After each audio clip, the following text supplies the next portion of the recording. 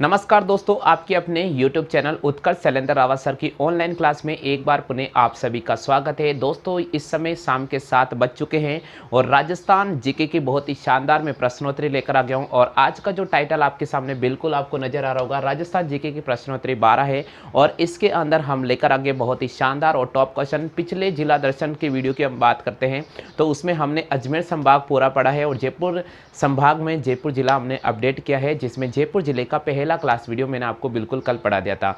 आज के इस क्विज में हम जयपुर जिला नहीं लेकर आ रहे और आज हम कुछ प्रश्नोत्तरी की बात करते हैं ताकि आपका पिछले जो जिला दर्शन मैंने पढ़ाए हैं उनसे संबंधित कुछ प्रश्न लेकर आ गया हूं। उम्मीद तो मैं करता हूं कि आप इन सभी प्रश्नों के सही जवाब देंगे और आप इनके नोट्स भी जरूर बना लेंगे। जैसा कि दोस्तों स्क्रीन पर नजर आ रहा है, पहले ही प्रश्न, राजस्थान का प्रथम पूर्ण साक्षर गांव कौन सा है?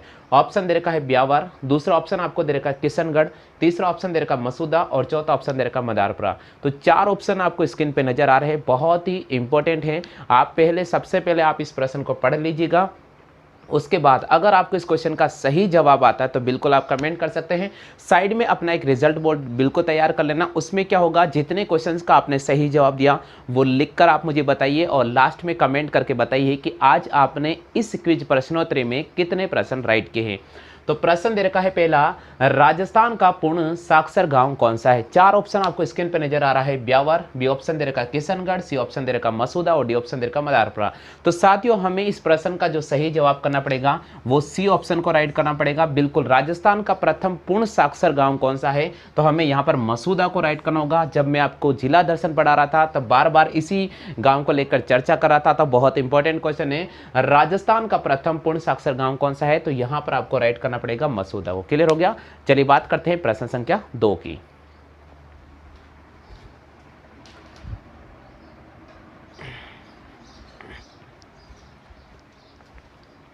चलिए दोस्तों, बात कर लेते हैं प्रश्न संख्या 2 की। दूसरा प्रश्न आपको बिल्कुल स्क्रीन पे नजर आ रहा है। आप पहले प्रश्न को देख लीजिएगा और उसके बाद अगर आपको इस प्रश्न का सही जवाब आता है तो बिल्कुल आप कमेंट कर सकते हैं।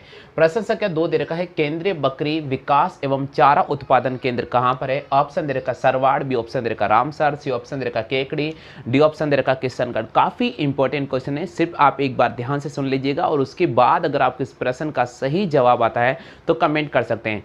केंद्रीय बकरी विकास एवं चारा उत्पादन केंद्र कहां पर है? ऑप्शन दे रखा है सरवाड़, बी ऑप्शन दे रखा है रामसर, सी ऑप्शन दे रखा है केकड़ी, डी ऑप्शन दे रखा है किशनगढ़। तो आप में से कितने स्टूडेंट हैं जिन्होंने बी ऑप्शन का चयन किया है? जल्दी से बता दीजिएगा। बिल्कुल, केंद्रीय बकरी विकास एवं चारा उत्पादन जो अनुसंधान केंद्र है कहां पर स्थित है? रामसर में स्थित है। कहां पर स्थित है? रामसर में स्थित है। अजमेर जिले के अंतर्गत मैंने आपको ये प्रश्न भी हल कराया था, काफी इंपॉर्टेंट है।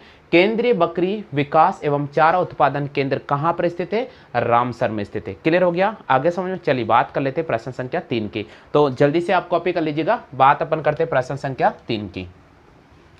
तीसरा प्रश्न मैं आपको स्क्रीन पर लेकर आ रहा हूं, सिर्फ आपको प्रश्न को देखना है और सही जवाब करना है। तीसरा प्रश्न आपको दे रखा है, देवताओं की उपनगरी के रूप में किसे जाना जाता है? तीसरा प्रश्न आपके सामने लिख रहा हूं मैं, देवताओं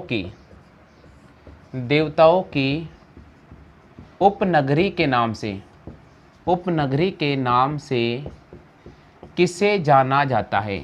किसे जाना जाता है? काफी इंपॉर्टेंट प्रश्न है, सिर्फ प्रश्न पढ़ लीजिएगा। देवताओं की उपनगरी के नाम से किसे जाना जाता है? ऑप्शन आपके सामने दे रखा है। पहला ऑप्शन दे रखा है तबीजी को, पहला ऑप्शन आपको दे रखा है तबीजी को, बी ऑप्शन दे रखा है आपके सामने ब्यावर, सी ऑप्शन दे रखा है आपके सामने पुष्कर, डी ऑप्शन आपके सामने दे रखा है सुरसुरा। जी जल्दी से कमेंट कर दीजिएगा, काफी इंपॉर्टेंट प्रश्न है। प्रश्न संख्या 3 की हम बात कर रहे हैं।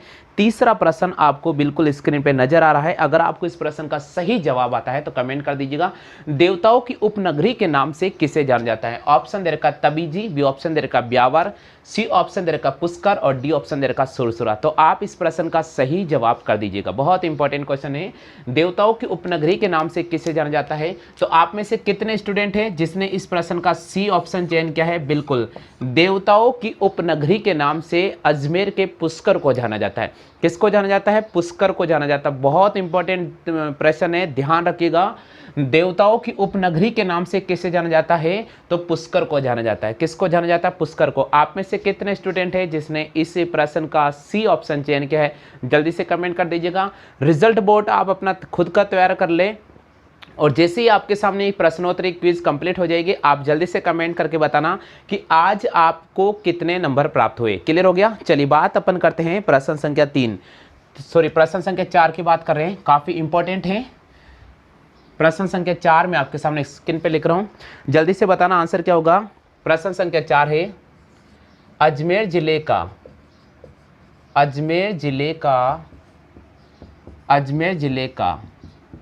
लिंगानुपात, अजमेर जिले का लिंगानुपात कितना है? अजमेर जिले का लिंगानुपात कितना है? ऑप्शन की अगर अपन बात करते हैं तो ऑप्शन दे रखा है आपको 945, बी ऑप्शन दे रखा है 940, सी ऑप्शन दे रखा है 951, डी ऑप्शन दे रखा है 930। तो जल्दी से कमेंट कर दीजिएगा, काफ़ी महत्वपूर्ण प्रश्न है। प्रश्न संख्या 4 आपको स्क्रीन पे नजर आ रहा है। प्रश्न संख्या 4 दे रखा है कि अजमेर जिले का लिंगानुपात कितना है। यानी अगर हम बात करते हैं जनगणना 2011 की, तो जनगणना 2011 की स्थिति के अकॉर्डिंग अपन देखते हैं तो अजमेर जिले का लिंगानुपात कितना है। ऑप्शन दे रखा 945, बी ऑप्शन दे रखा 940, सी ऑप्शन दे रखा 951, डी ऑप्शन दे रखा 930। तो अगर आपको इस प्रश्न का सही जवाब आता है तो जल्दी से कमेंट कर दीजिएगा, काफ़ी इंपॉर्टेंट प्रश्न है। प्रश्न संख्या 4, अजमेर जिले का लिंगानुपात कितना है? तो साथियों आपको ध्यान रखना होगा, अजमेर जिले का जो लिंगानुपात है वो सी ऑप्शन को राइट करना होगा 951। अगर हम जाए जनगणना 2011 पर और जनगणना 2011 की स्थिति को अगर अपन देखते हैं तो अजमेर जिले का जो लिंगानुपात आपके सामने नजर आता है वे 951 आता है। क्लियर हो गया? आगे समझ में? चलिए बात अपन कर लेते हैं प्रश्न संख्या 5। आपका रिजल्ट आप तैयार कर लीजिएगा, बिल्कुल कमेंट करते जाना। अगर आपके सही जवाब है तो आप 1 नंबर काउंट कर लेना, और अगर आपकी गलत आ रहा है आंसर तो 0.25 आप माइनस कर देना। चलिए बात करते हैं प्रश्न संख्या 5वीं की। 5वां प्रश्न आपके सामने लिख रहा हूं, बहुत ही महत्वपूर्ण है।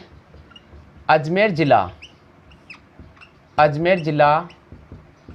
राजस्थान के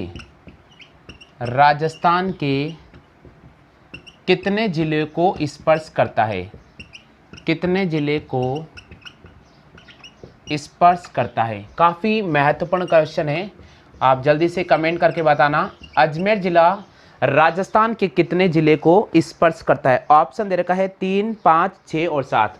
ऑप्शन दे रखा है 3, बी ऑप्शन दे रखा है 5, सी ऑप्शन दे रखा है 6 और डी ऑप्शन दे रखा है 7। तो जल्दी से बता दीजिएगा, बहुत इंपॉर्टेंट क्वेश्चन है। सिर्फ आपको प्रश्न को देखना है और जल्दी से कमेंट करके बताना है कि इस प्रश्न का सही जवाब क्या होगा। जल्दी से बताइए साथियों, काफ़ी इंपॉर्टेंट क्वेश्चन है, काफ़ी इंपॉर्टेंट प्रश्न है। सिर्फ आपको प्रश्न को देखना होगा और सही जवाब देना होगा। अजमेर जिला राजस्थान के कितने जिले को स्पर्श करता है? अजमेर जिला राजस्थान के कितने जिले को स्पर्श करता है? जल्दी से बताओ भैया, बिल्कुल जल्दी से बताइए। अजमेर जिला राजस्थान के कितने जिले को स्पर्श करता है? अजमेर जिला राजस्थान कितने जिले को स्पर्श करता है? तो इस प्रश्न का सही जवाब आपको देना होगा 6 जिले को स्पर्श करता है। अजमेर जिला राजस्थान के कितने जिलों को स्पर्श करता है? तो 6 जिले को स्पर्श करता है। बहुत इंपॉर्टेंट क्वेश्चन है। अजमेर जिला राजस्थान के 6 जिले को स्पर्श करता है। अजमेर जिला राजस्थान कितने जिलों को स्पर्श करता है? 6 जिले को स्पर्श करता है जिले को। चलिए अब देखिए मैं आपको बता देता हूं, अजमेर जिले की कुछ इस प्रकार की आकृति आपको देखने को मिलेगी। इस प्रकार आकृति है। अगर अपन बात करते हैं तो यहाँ पर नागौर को स्पर्श करता है, ठीक है। उसके बाद यहाँ पर जयपुर को स्पर्श करता है, उसके बाद टोंक को स्पर्श करता है।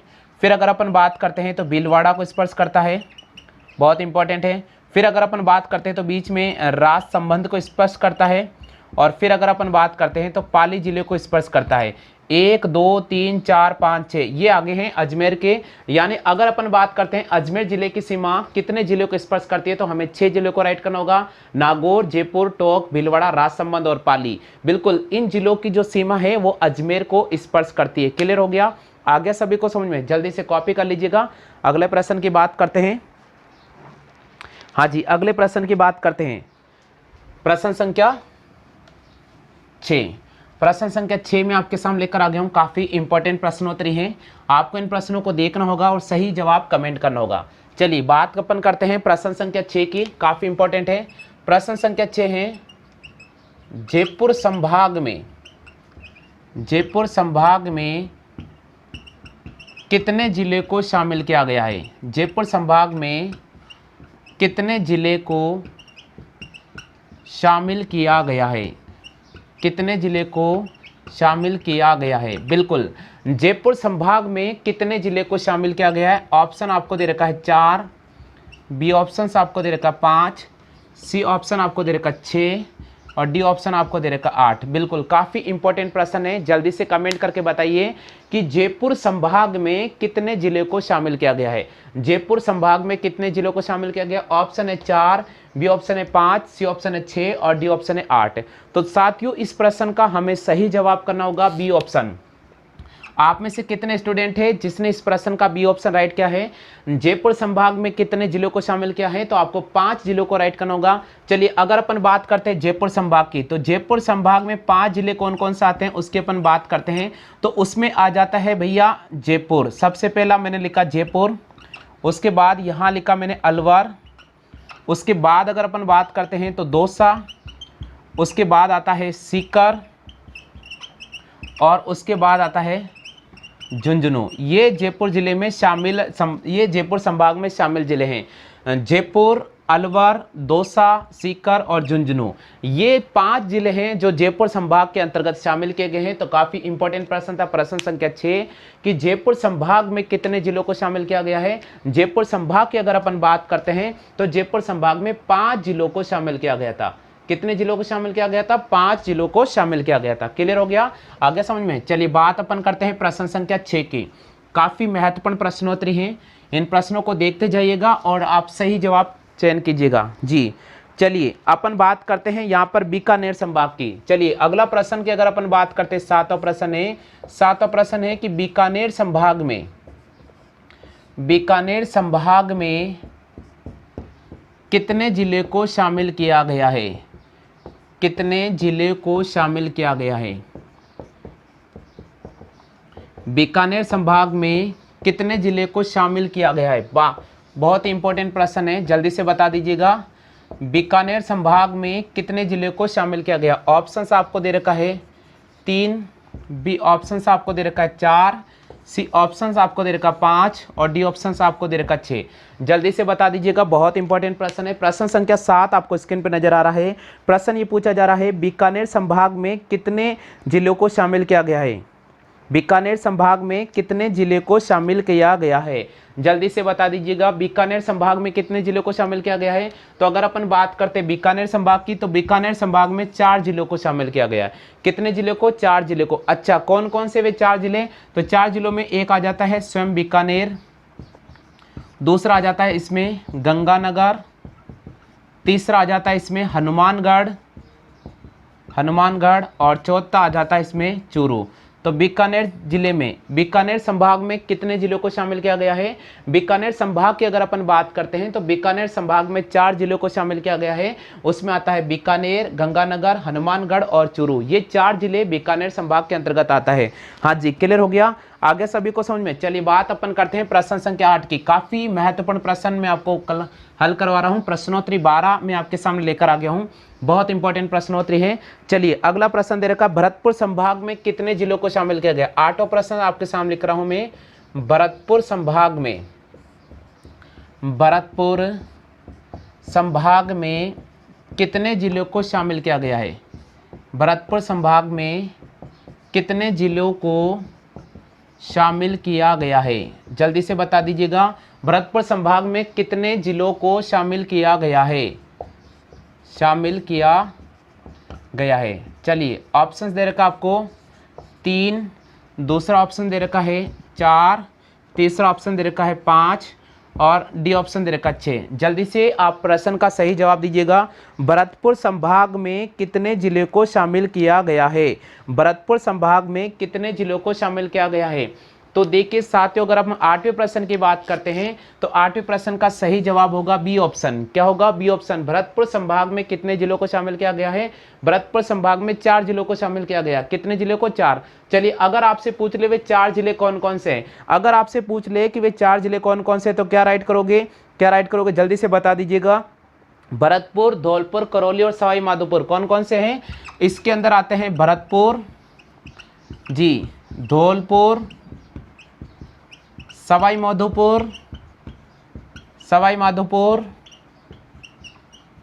और करौली। ये 4 जिले आते हैं किसमें? ये 4 जिले को किसमें शामिल किया गया है? इन 4 जिलों को भरतपुर संभाग में शामिल किया गया है। किसमें शामिल किया गया है? भरतपुर संभाग में शामिल किया गया है। काफी इंपॉर्टेंट प्रश्न है भैया। चलिए काफी इंपॉर्टेंट प्रश्न है। प्रश्न संख्या 9 की बात अपन करते हैं। अजमेर संभाग की अपन पढ़ चुके हैं और उसके बाद कुछ प्रश्नोत्तरी मैं आपके सामने लेकर आ गया हूं। इसके अलावा संभाग से स्तरीय जो प्रश्नोत्तरी है वो भी आपके सामने हल करवा रहा हूं। प्रश्न संख्या 9 की बात करते हैं। 9वां प्रश्न दे रखा है आपको कि उदयपुर संभाग में, उदयपुर संभाग में कितने जिले को शामिल किया गया है? उदयपुर संभाग में कितने जिलों को शामिल किया गया है? कितने जिलों को शामिल किया गया है? शामिल किया गया है। बिल्कुल बहुत इंपॉर्टेंट प्रश्न है, पढ़ लीजिएगा। उदयपुर संभाग में कितने जिलों को शामिल किया गया है? ऑप्शन आपके सामने रख रहा हूं। ऑप्शन दे रखा है 3, दूसरा ऑप्शन दे रखा है आपको 4, तीसरा ऑप्शन दे रखा है आपको 5 और डी ऑप्शन दे रखा है आपको 6। जल्दी से बता दीजिएगा, काफी महत्वपूर्ण प्रश्न है। भरतपुर संभाग में, सॉरी उदयपुर संभाग में कितने जिलों को शामिल किया गया है? इस प्रश्न का अपन सही जवाब कैसे करेंगे? इस प्रश्न का सही जवाब करना होगा आपको डी ऑप्शन। कितने स्टूडेंट हैं जिन्होंने डी ऑप्शन का सही चयन किया है? उदयपुर संभाग में कितने जिलों को शामिल किया गया है? उदयपुर संभाग में 6 जिलों को शामिल किया गया। कितने जिलों को? 6। अच्छा, आपसे अगर पूछ ले कि वे 6 जिले कौन कौन से, तो आप बता सकते हैं क्या 6 जिले कौन कौन से? जल्दी से बता दीजिएगा 6 जिले कौन कौन से हैं? उदयपुर संभाग में शामिल कितने जिलों को शामिल किया गया है? 6 जिलों को। तो आप जल्दी से बता दीजिए वे 6 जिले कौन कौन से हैं? वे 6 जिले कौन कौन से हैं जो उदयपुर संभाग के अंतर्गत आते हैं? उदयपुर संभाग में शामिल जिले हैं उदयपुर, दूसरा नंबर आता है चित्तौड़गढ़, बांसवाड़ा, प्रतापगढ़। बिल्कुल काफी इंपॉर्टेंट है। देखो उदयपुर, चित्तौड़गढ़, बांसवाड़ा, प्रतापगढ़ और कौन सा आता है? और आता है डूंगरपुर और इसके अलावा राजसमंद। ये जो जिले हैं, ये जो जिले हैं किस में आते हैं? उदयपुर संभाग में। उदयपुर संभाग में कितने जिले हैं? 6 जिले। कौन कौन से हैं? उदयपुर, चित्तौड़गढ़, बांसवाड़ा, प्रतापगढ़, डूंगरपुर और राजसमंद। ये जो 6 जिले आते हैं वो किस में आते हैं? वो उदयपुर संभाग में आते हैं। किस में आते हैं भैया? उदयपुर संभाग में शामिल जिले हैं। क्लियर हो गया? आगे समझ में। चलिए बात अपन करते हैं प्रश्न संख्या 10 की। 10वां प्रश्न काफी इंपॉर्टेंट है, आप देखना। अगर आपको इसका प्रश्न का सही जवाब आता है तो जल्दी से कमेंट करके बता देना भैया। चलिए जल्दी से कमेंट करके बताना। अगला प्रश्न है 10वां।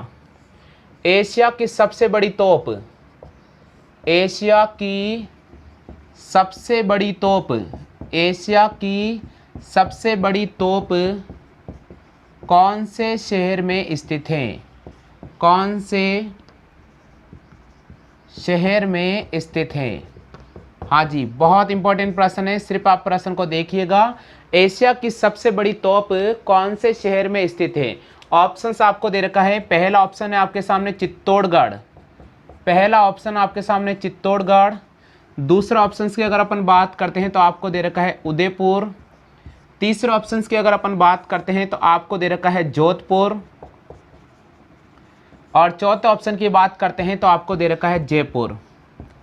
चलिए जल्दी से बता दीजिएगा एशिया की सबसे बड़ी तोप, एशिया की सबसे बड़ी तोप कौन से जिले में रखी गई है? एशिया की सबसे बड़ी तोप कौन से शहर में है? तो एशिया की सबसे बड़ी तोप की अगर अपन बात करते हैं, एशिया की सबसे बड़ी तोप कहां पर रखी गई है? एशिया की सबसे बड़ी तोप है जय बाण तोप। जय बाण तोप ये कहां पर स्थित है? जयगढ़ दुर्ग के अंदर स्थित है, जयपुर में स्थित है। तो आपको यहां पर डी ऑप्शन का चयन करना पड़ेगा। कितने स्टूडेंट हैं जिसके डी ऑप्शन सही है? जल्दी से बता दीजिएगा। हाँ भैया जल्दी से बता दो, बहुत इंपॉर्टेंट है। चलिए कितने स्टूडेंट हैं जिसके C option right, D option right हो गया? हाँ भैया सबका आगे का समझ में? हाँ चलिए बात अपन करते हैं प्रश्न संख्या 11 की। प्रश्न संख्या 11 की बात कर रहे हैं, काफी इंपॉर्टेंट प्रश्न है, देखना है प्रश्न संख्या 11 कितने स्टूडेंट सही प्रश्न इसका जवाब देते हैं। 11 है, अजमेर के किस स्थान का पेचवर्क प्रसिद्ध है। बहुत इंपॉर्टेंट है, बहुत ही इंपॉर्टेंट है।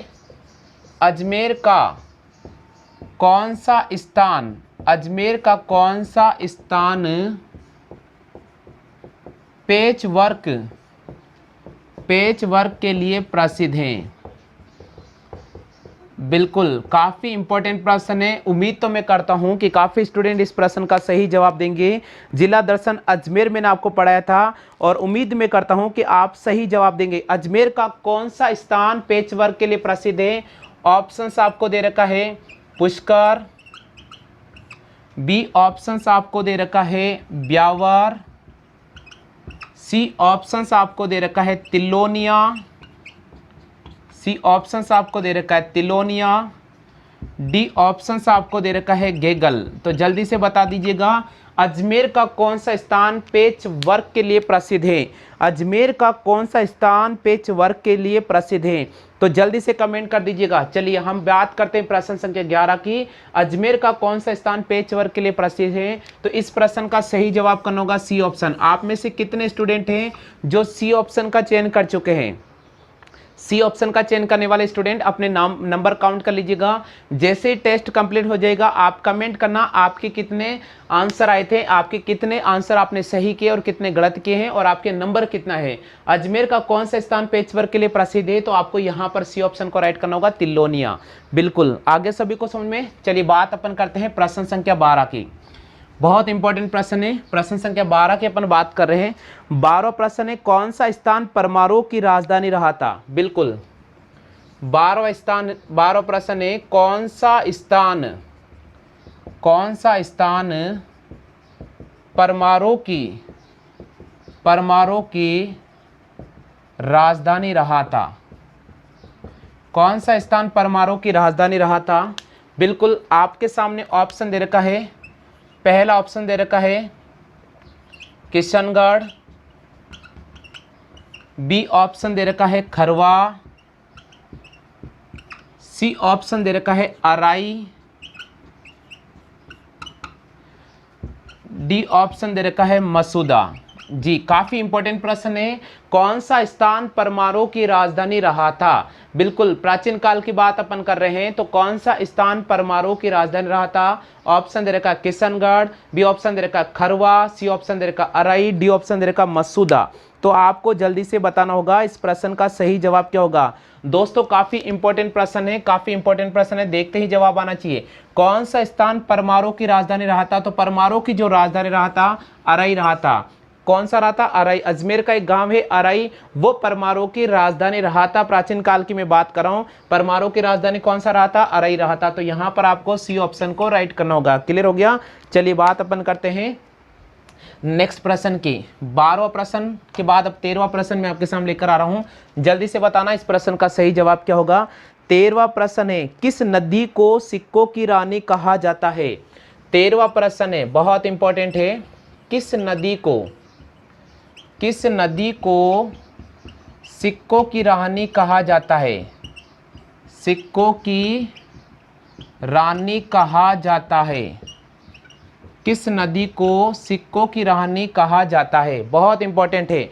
ऑप्शंस आपको दे रखा, पहला ऑप्शन है लूणी नदी, पहला ऑप्शन है लूणी नदी, सी ऑप्शन है सोम नदी, सॉरी बी ऑप्शन का लेना, बी ऑप्शन दे रखा है सोम नदी, सी ऑप्शन है सोमल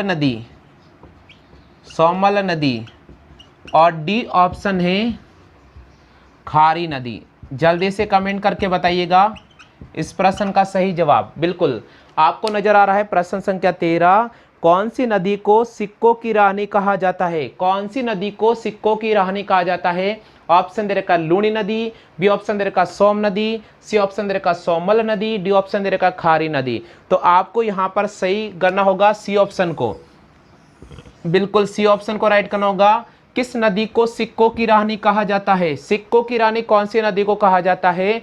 सिक्कों की रानी सोमल नदी को कहा जाता है। कौन सी नदी को कहा जाता है? सोहमल नदी को कहा जाता है। क्लियर हो गया?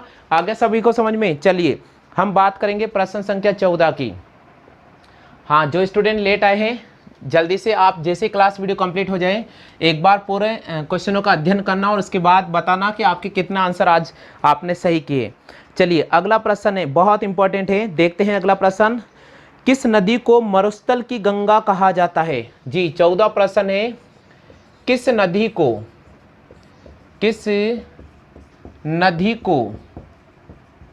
मरुस्थल की गंगा कहा जाता है? मरुस्थल की गंगा कहा जाता है। बिल्कुल, कौन सी नदी है जिसको मरुस्थल की गंगा कहा जाता है? किस नदी को मरुस्थल की गंगा कहा जाता है? ऑप्शन दे रखा है मानसी नदी, पहला ऑप्शन है मानसी नदी। बी ऑप्शन आपको दे रखा है लूणी नदी। सी ऑप्शन आपको दे रखा है बनास नदी। डी ऑप्शन आपको दे रखा है यमुना नदी। बिल्कुल जल्दी से कमेंट करके बताइएगा, काफ़ी इंपॉर्टेंट प्रश्न है। ऐसी कौन सी नदी है ऐसी कौन सी नदी है हमारे राजस्थान में जिस नदी को मरुस्थल की गंगा कहा जाता है? मानसी नदी, लूणी नदी, बनास नदी और यहाँ पर डी ऑप्शन दे रखा है यमुना नदी। जल्दी से बता दीजिएगा, बहुत इंपॉर्टेंट प्रश्न है। किस नदी को मरुस्थल की गंगा कहा जाता है? बहुत अच्छी बात है, बी ऑप्शन सही बात है भैया। बी ऑप्शन कौन सी? लूणी नदी। लूणी नदी को मरुस्थल की गंगा कहा जाता है। लूणी नदी का उद्गम स्थल अजमेर राजस्थान नाग पहाड़ से यह निकलता है, तो विशेषकर ध्यान रखना लूणी नदी को मरुस्थल की गंगा कहा जाता है। जब मैं आपको राजस्थान की नदियां पढ़ाऊंगा, आंतरिक अप्रवाह वाली नदियां पढ़ाऊंगा, इसके अलावा अरब सागर में गिरने वाली नदियों को पढ़ाएंगे और बंगाल की खाड़ी में गिरने वाली नदियों को पढ़ाएंगे, तो वहां आपको बहुत कुछ डिटेल में समझ में आ जाएगा। क्लियर हो गया? तो यहां पर अब 15 प्रश्न मैं आपके सामने लेकर आ रहा हूं। 15 प्रश्न, ठीक है। आज की इस क्विज में मैंने 15 प्रश्न रखे थे। 15 प्रश्न बहुत इंपॉर्टेंट है। राजस्थान की सबसे प्राचीन डेयरी का नाम क्या है? 15 प्रश्न है, राजस्थान की सबसे प्राचीन डेयरी का नाम क्या है? प्राचीन डेयरी का नाम क्या है? बिल्कुल, राजस्थान की सबसे प्राचीन डेयरी का नाम क्या है? ऑप्शन दे रखा है आपको अमूल डेयरी। बी ऑप्शन दे रखा आपको सरस डेयरी। सी ऑप्शन आपको दे रखा है पद्मा डेयरी और डी ऑप्शन दे रखा है इनमें से कोई नहीं। तो जल्दी से कमेंट करके बताइए प्रश्न संख्या 15 का सही जवाब क्या होगा। प्रश्न संख्या 15 का, राजस्थान की सबसे प्राचीन डेयरी किसको कहा जाता है? अमूल डेयरी, उसके बाद दे रखा है सरस डेयरी, पद्मा डेयरी और इनमें से कोई नहीं। तो दोस्तों मैं आपको बता देता हूं, राजस्थान की सबसे प्राचीन डेयरी की अगर आपसे पूछ ले तो आपको सी ऑप्शन को राइट करना होगा, पद्मा डेयरी को। बिल्कुल, राजस्थान की सबसे प्राचीन डेयरी कौन सी है? तो पद्मा डेयरी को आपको राइट करना होगा। साथियों, प्रश्नोत्तरी 12 जिसके अंदर मैंने आपके सामने 15 प्रश्न रखे हैं और जिन स्टूडेंट ने 15 प्रश्न का सही जवाब दिया है वो भी कमेंट करके अपना नाम, जिला नाम बिल्कुल लिखना नहीं भूले। और जो स्टूडेंट आज की इस क्विज में जितने भी आपने राइट किए हैं उसके बारे में कमेंट कर दीजिए कि आपने 15 में से कितने सही किए और 15 में से कितने गलत किए। आज का ये क्विज कैसा लगा है? इसी प्रकार के रेगुलर हम क्विज लेकर आएंगे समय समय पर और जिला दर्शन में आपको पढ़ा रहा हूँ। रेगुलर आप पढ़ते रहिएगा, अपने नोट्स बनाते रहिएगा। आज के लिए बस इतना ही साथियों। जय हिंद, वंदे मातरम। लेकिन अगला जो क्लास वीडियो आ रहा है उसको देखना बिल्कुल भी नहीं भूले।